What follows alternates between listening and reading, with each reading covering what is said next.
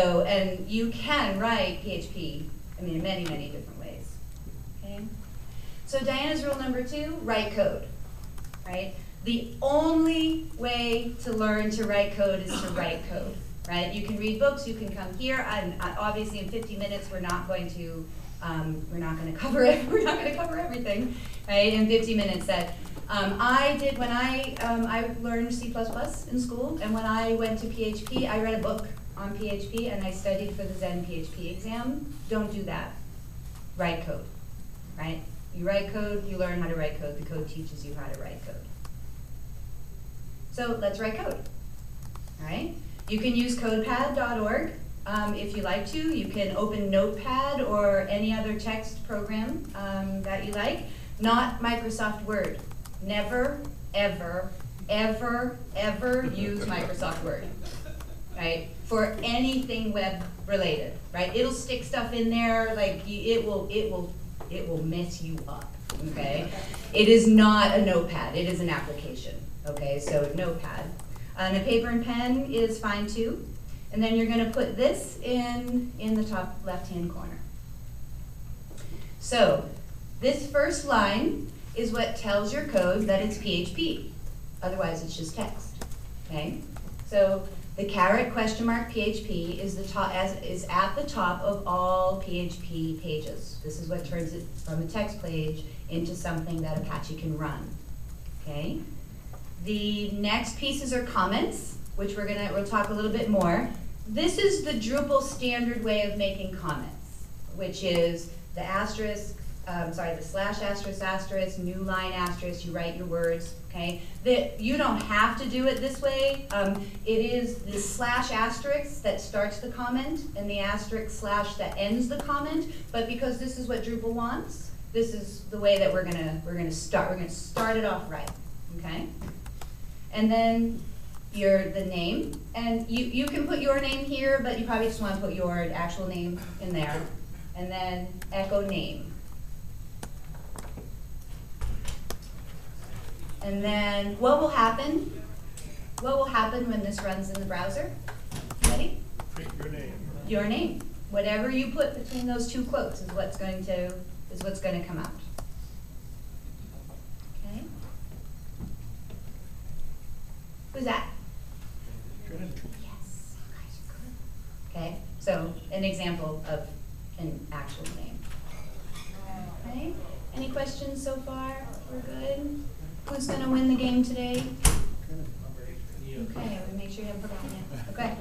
So Diana's rule number 3. And for those of you who are wired for feelings, which would be like me, I know not everyone is, but if you're wired for feelings, and even if you're not, it's important to keep in mind that you're going to suffer from what we call missing semicolon syndrome every day, right? The most common code PHP mistake that you'll make is you'll forget to end your commands with a semicolon, okay? And you can spend an awful lot of time trying to figure out what the hell you did, and that's it, that's all you did, right? That 85% of the mistakes you make are stupid mistakes. They're not logic, they're not anything. And here's the other thing is that when you do make a PHP error, you get like the freakiest error message, like, oh my God, things are dying, the world's exploding, or actually they just don't make any sense to you, and your site will break.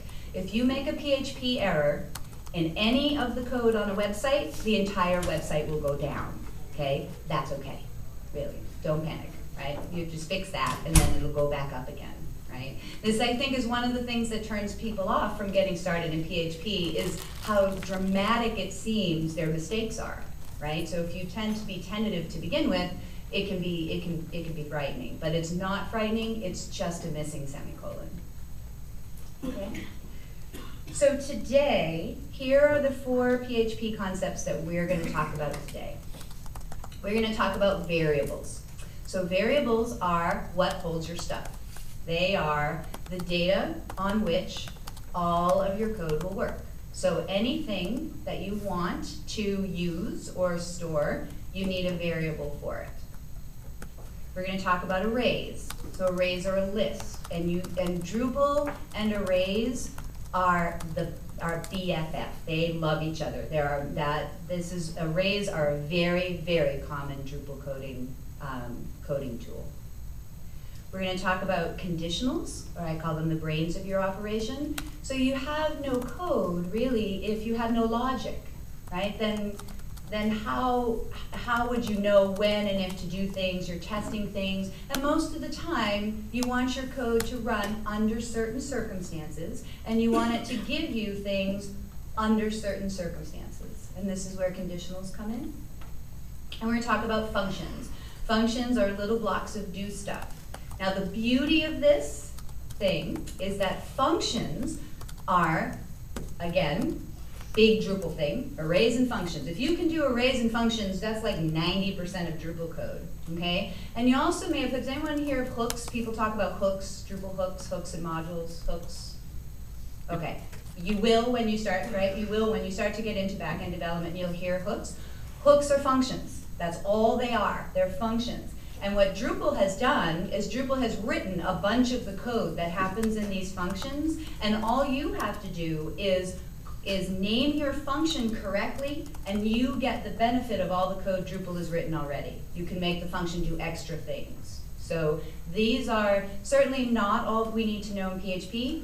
PHP is what's called an object-oriented, or can be used as an object-oriented language. And Drupal does not use that very often. There are little places it does, but it doesn't. Drupal 7 does more, but Drupal 6 doesn't so much.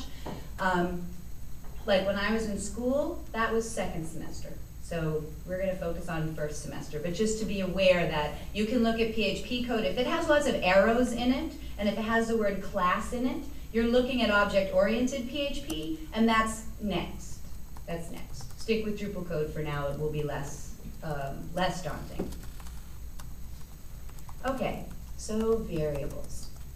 Variables begin with the dollar symbol. So in the same way that you're going to tweak up your code by forgetting your semicolon, you will tweak up your code by forgetting to begin your variable with the dollar sign. It comes, now it just flows out, right? But that's a concept to get to.